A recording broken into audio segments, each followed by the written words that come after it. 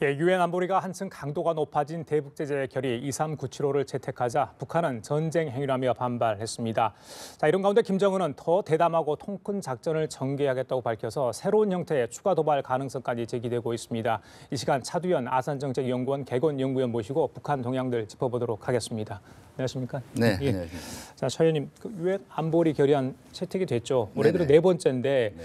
가장 궁금한 게 이제 북한이 이걸 과연 어떻게 받아들이는 것인가. 네. 외무성 대변인 성명 정도는 나왔어요. 네. 예전 보면 이 안보리 제재 이후에 북한이 바로 또 도발을 한 적이 있지 않습니까? 네네. 그 패턴을 본다면 북한이 어떤 선택을 할 거로 저희들이 예측을 할 수 있을까요? 네, 일단 지금 나오는 북한 반응은 올해 들어서 안보리 제재 결의안이 나온 다음에 북한이 보이는 전형적인 패턴이에요. 예.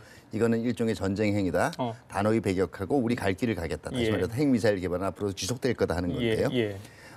이번 결의안 내용을 보면 그동안 유엔 안보리 결의안에 대해서 그 효과에 대해서 여러 가지 서로 다른 평가가 있지만 이게 한 1년 정도 지속된다는 걸 전제로 하면 북한한테 굉장히 아픈 건 사실입니다.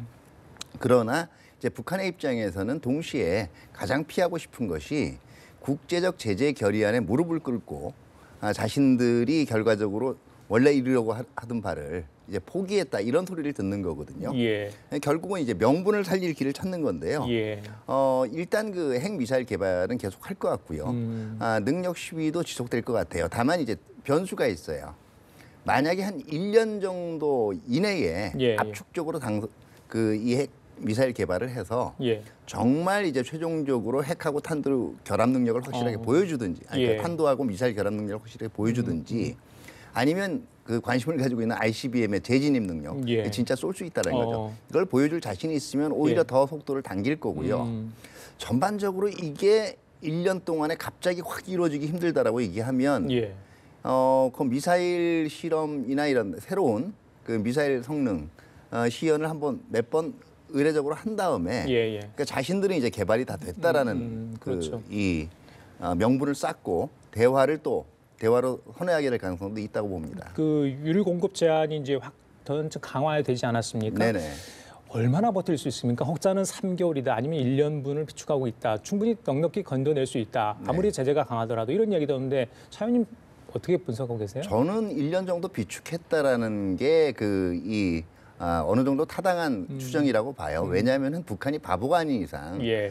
금년 초부터 일단 이제 핵 미사일 실험을 할 때 이 짓을 하면은 분명히 더 큰 제재가 들어온다는 사실을 알았을 거고 만약에 그렇게 될 경우에는 아무런 이 대책 없이 일을 저지르지는 않았을 거거든요.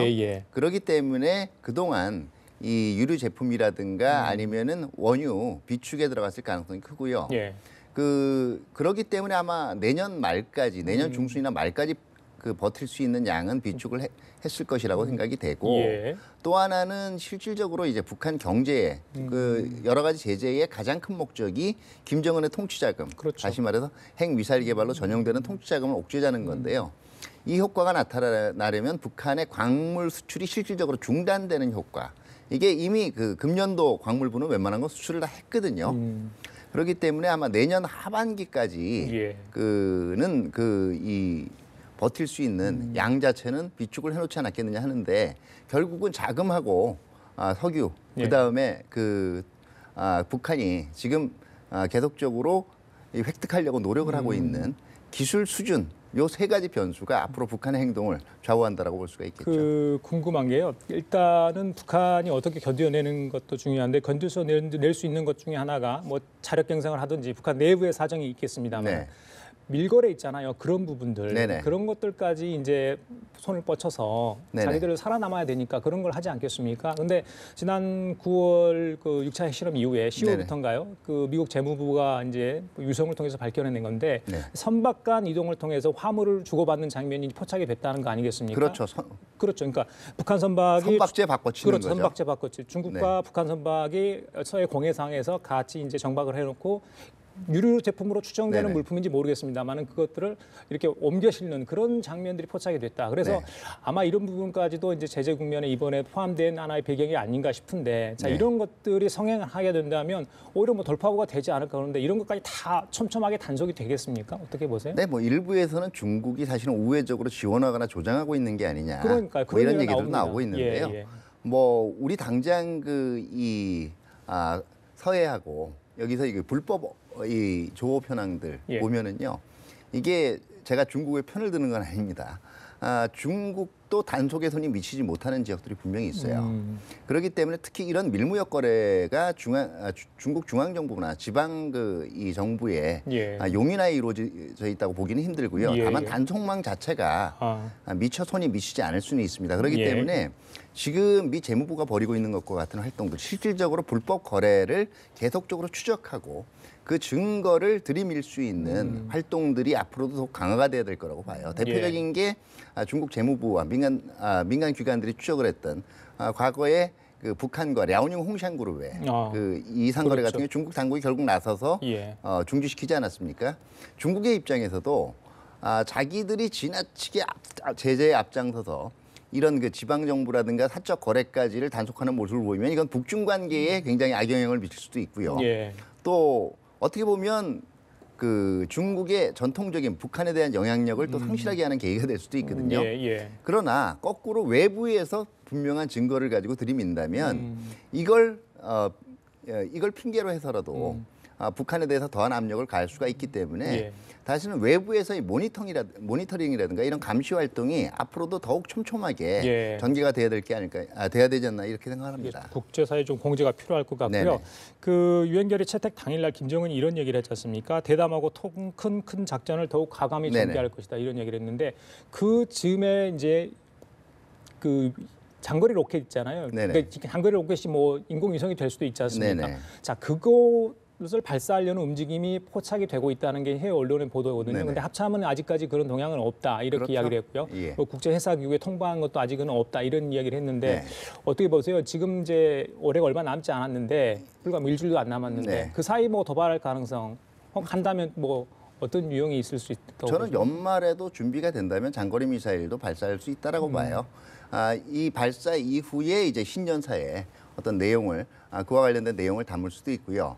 그 다음에 그동안 이제 12월 이후에 계속 그 징후가 포착이 돼 왔던 그 잠수함 발사 미사일 SLBM 능력을 예. 보여주는 것도 있는데요. 예. 북한의 경우에 딜레마는 그동안 국제사회가 어떤 쇼크를 받거나 상당히 이 우려하는 반응을 보인 거는 기존에 비해서 확연하게 다른 어떤 미사일 기술들이 나타났을 때예요. 가령 기존에 있던 좀 2016년 어간에 실험을 했던 무산 미사일이 있지 않습니까? 이게 완전히 금년에 들어서 화성 12형 내지는 14형으로 대체가 된 맞습니다. 느낌이거든요. 이런 기술이 나오거나 아니면 굉장히 큰 그 핵 폭발력이 나오거나 이래야 되는데 사실은 지금 SLBM 준비하는 경우에는요. 이게 이미 뭐 기존의 북극성 1호나 2호 같은 경우에도 2,000km 거리는 나오거든요. 결국 이게 새로운 의미를 지닐 수 있으려면 그 아시아 태평양 지역에 있는 미군 기지들을 겨냥을 할 수가 있거나 예. 아니면은 뭐 조금 잠수함을 타고 나가면 하와이나 미 서부 해안까지 닿을 수가 있어야 되는데 이러려면 비거리가 한 3, 4천 나와야 돼요. 예. 과연 이걸 보여줄 수 있을까 하는 거에 대해서 의문이 있습니다. 알겠습니다. 또 하나 이제 국내에서 많이 나오고 있는데 김정은이 얘기한 통 큰 작전하고 이거는 사실은 연결이 안 돼요. 예. 왜냐하면 이 자리가 그 북한 노동당의 그 세포위원장들 모임에서 한 거거든요.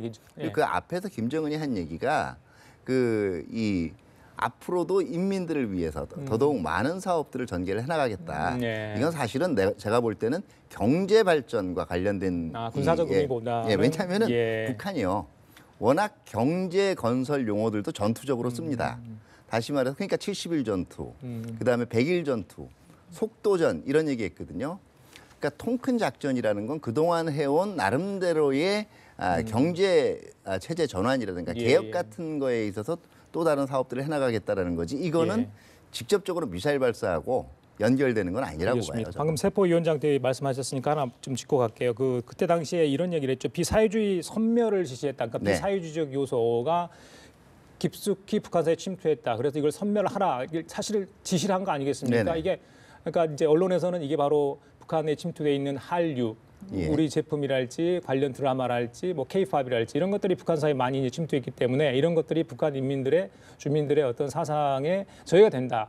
뭐 이렇게 보고 있는 거 아니겠습니까? 그렇죠. 내년에 이런 작업들을 굉장히 강하게 할 거다 이런 분석이 나오던데요. 아무래도 이제 사회주의권이나 그다음에 전체주의 국가들 아니면 권위주의 국가들이 체제가 변환된 사례들 보면 외부 이제 이 사상이나 사조, 정보의 유입이 굉장히 큰 역할을 했거든요. 네. 어떤 면에서는 북한의 입장에서 북한 주민들이 한류에 열광하는 게 그렇게 기분 좋은 건 아니고요. 오히려 네. 북한 입장에서는 자존심이 상하는 일일 겁니다. 그렇죠. 그렇기 때문에 틀림없이 비사회주의 문화라고 얘기하는 거, 네. 비사회주의라고 얘기하는 거는 이러한 이 향락적인 문화에 물드는 걸 얘기한 것도 되고요. 내부적인 얘기도 돼요. 흔히 김정은이 그동안 그러니까 사회주의의 적이라고 얘기해온 것이 관료의 부패 문제하고, 그 다음에 이제 일부 이 자기네들이 파벌을 짜서 그 영향력을 세도라 그러죠.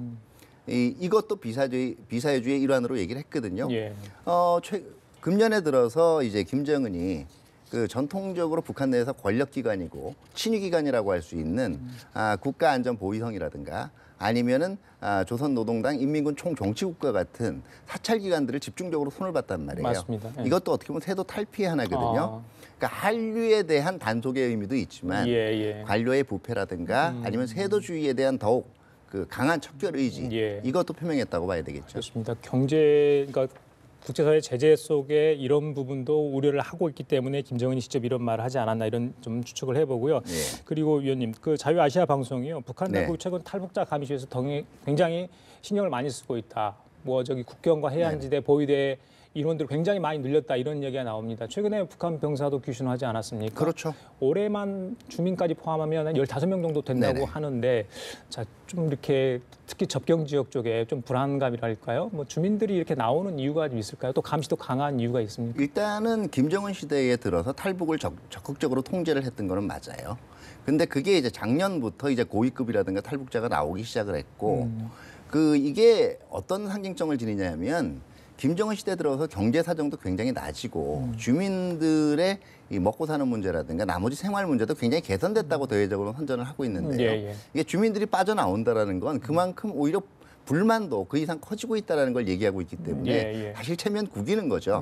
그렇기 때문에 어떤 일이 있어도 이거를 막겠다라는 것도 있고요. 두 번째는 뭐 JSA 사건 같은 경우에는 가장 체제에 충성한다라고 할 수 있는 계층에서 탈북이 나온 거고, 맞습니다. 그거는 이 작년에 그 고위급 외교관 탈출도 마찬가지거든요.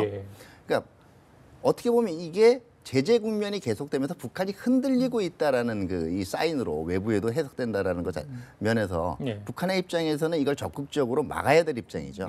그래요.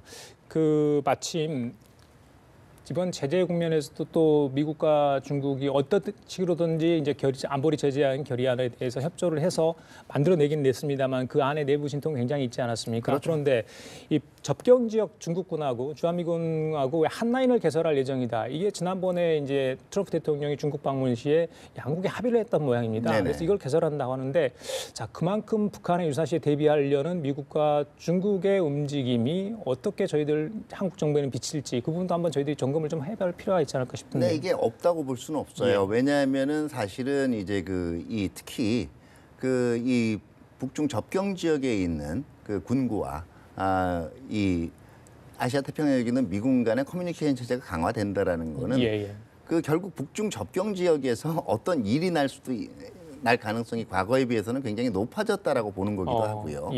또 중국 입장에서는 뭐 일반적인 학계나 중국 언론의 보도와는 달리 이게 제재가 지속적으로 돼 나갈 경우에 중국이 아무리 백업을 해주더라도 북한이 심각한 위기에 몰릴 수가 있다라고 보는 거는 분명한 것 같습니다. 그렇기 때문에 결국은 여기서 혹시라도 이런 상황이 미중 간의 직접적인 군사적인 갈등으로 이 발전하는 상황을 악화되는 상황을 막자라는 게 지금 미중 간의 인식의 공감대라고 볼 수가 있고요. 그런 면에서 일단은 제일 큰 게 위기라든가 이런 게 발생을 했을 때 양쪽에 소통 채널이 없다라는 것만큼 위험한 일이 없거든요. 그러니까 일단은 소통 채널을 한번 셋업을 시켜놓자. 이런 데서 이제 견해가 일치했다고 볼 수가 있겠죠. 알겠습니다. 자, 오늘 말씀 여기까지 좀 듣도록 하겠습니다. 지금까지 차두현 아산정책연구원 개건연구원과 함께 얘기 나눠봤습니다. 말씀 감사합니다. 네, 감사합니다.